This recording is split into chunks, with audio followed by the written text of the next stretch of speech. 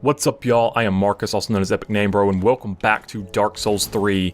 I have got terrible news, and I've got good news. The terrible news is that this is a new character named EMB2.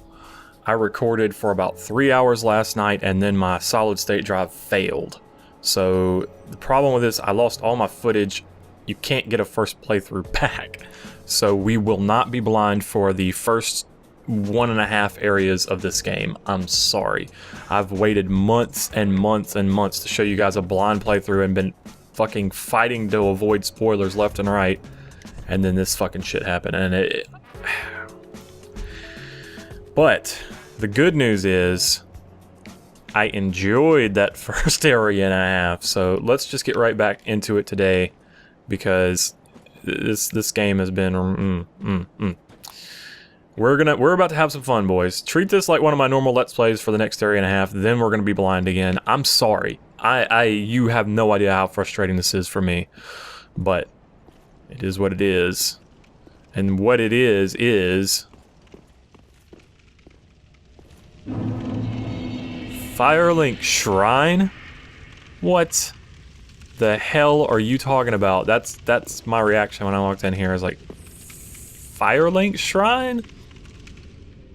So this is in no way, like, it just doesn't, no matter how I look at this doesn't seem to be the original Firelink Shrine. And this isn't Lordran right here. This is not. So I guess they're kind of messing with us with the name here. I think this is a Firelink Shrine. But there's some treasure up there on the rafters that I still don't know how to get to. I have an idea as how to get there, but there's also this. Welcome to the bonfire, unkindled one. I am a firekeeper. I tend to the flame and tend to thee. The lords have left their thrones and must be delivered to them. To this end, I am at thy side. Okay, she calls us an unkindled one. Not an undead, she calls us unkindled. She says the lords are gone from their thrones. As we can kind of see, those thrones there look pretty fucking empty. But she says they must be delivered? Like we have to forcibly drag the lords back to their thrones, and you're gonna help us? You sound crazy, and you look like the Maiden in Black. For you guys who didn't play Demon Souls on the PlayStation 3, the original kind of Souls game, there was a character very, very similar to this. Also of note, she didn't say she's the Firekeeper, she said she's a Firekeeper. Ashen One, to be unkindled is to be a vessel for souls. Sovereignless souls will become thy strength. I will show thee how. Ashen One, bring me souls plucked from their vessels. These ownerless souls will become that. This is so 100% Maiden in Black.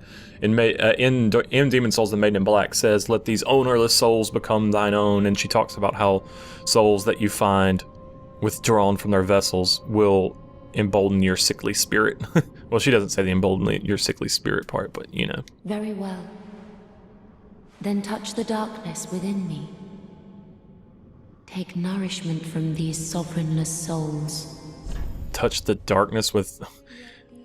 The Maiden in Black says touch the demon with it. Anyway, I'm a little bit torn on this Firekeeper right now, because she is so 100% the Maiden in Black from Demon Souls that it's difficult to see anything else there.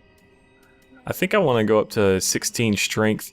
For those of you guys who may be new to this series, and for that matter, Dark Souls 3 does a couple of things different that I've noticed so far. Vigor increases your HP and frost resistance. This gives you more focus points and also gives you additional attunement slots, I guess, for spells. Endurance gives you stamina and lightning and bleeding resistance. Physical defense, as well as equipment load. Strength, so if you have strength and dexterity, ooh, also reduces spell casting time and reduces damage taken when falling. Interesting. Hey, that's really... So strength will increase our attack power when we have strength-based weapons. Dex will increase it when we have dex-based weapons. They both kind of work together for a lot of weapons that have scaling in both. Intelligence for sorceries, faith for miracles, and pyromancy is affected by both. Wow, okay. That's a good change. Pyromancy in Dark Souls 1 was affected by neither. It was just something that no matter what, you could have good pyromancy, but in this, you have to have both intelligence and faith if you want to do a pyro build. That's cool. They also have a luck stat. I'm not a big fan of luck stats that just increase your item discovery. This one actually does something a little different because it increases your item discovery, but also ups your bleeding and poison capabilities. So I'm not really sure how that's going to play out. It may be alright, but if they're just talking about your bleed and poison defense, then I don't know. But for now, we're just going to take 16 points of strength, and I want to save some souls. Yeah, we'll go ahead and level up. Ashen One, I'm Ashen One. And she's just repeating. Farewell, Ashen One. May the flames guide thee. That is 100% Demon Souls right there. But you probably noticed during that cutscene something that is 100,000% Dark Souls right over here. This guy. There's no way. There's no way. There's no way. This is actually Andre of Astora from Lordran? Andre? Well, a newcomer, I see.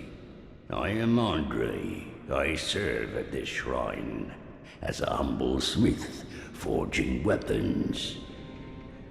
You're in search of the Lords of Cinder, I trust? A toilsome journey, I'd wager. You'll require good arms. Let me smith you weapons. I am a smith, such is my purpose. He notably does not claim to be Andre of Astora. He just says he's Andre. I have to say, my feeling on this so far, when I first saw Andre, I was like, oh, that is awesome, fucking Andre is here. But now I'm feeling like, this could either be really cool or really, really lazy. Like, if this is Andre of Astora and they manage to tie it in the story why he's here, then that's great. But if not, then that's extremely lazy. And it just feels like kind of pandering to Dark Souls fans or Demon Souls fans in the case of the not Maiden in Black in there. That's what I'm officially calling her from now on, the not Maiden in Black. She's not. She's not. She's a Firekeeper, totally. Weapons, he's not giving us lore information here. He's giving us basic tips, which I will explain more succinctly. Alright, so if your weapon, when you use your weapons, they lose durability, you can repair them at a bonfire. If it completely breaks, then you need to bring it to old Andre for him to fix it. Reinforcing weapons just makes them stronger. You use normal Titanite to do this. You see, we could already increase our longsword if we wanted to. Infusing weapons will let you alter its properties. So, like, for example, if we had a refined gem, then we would be able to, no, not controls. We would be able to increase the attribute bonuses for a weapon. So that's going to be good for characters with high stats. Raw gems will remove the attribute bonuses but raise the base damage. So this will be good for characters with low stats or who are trying to use a weapon that they don't have the scaling stats for. For example, if you wanted to use a dex-based weapon but you had a strength character that didn't have much dex, then maybe raw would be better. I don't know. We'll see how the math works out. In Dark Souls 1 it was worthless, but so far it looks okay. Not great, but okay. And then I started the game with a gift, the fire gem, because there was no pendant. I was really wishing there was a pendant, but no trolls this time, I guess. The fire gem will make it fire elemental, so it will remove all the scaling. It will reduce the base physical, but it will also add fire. It works out to be very similar in power, I think. You would look at the numbers and imagine that it was going to be more powerful than it is, but that's always been the case with Dark Souls elemental weapons. Like, they have split damage types, which means they're affected by 2 types of the enemy's defense. That 99 physical has to go through the enemy's physical defense, the 99 fire has to go through their fire defense, and it just kind of works out.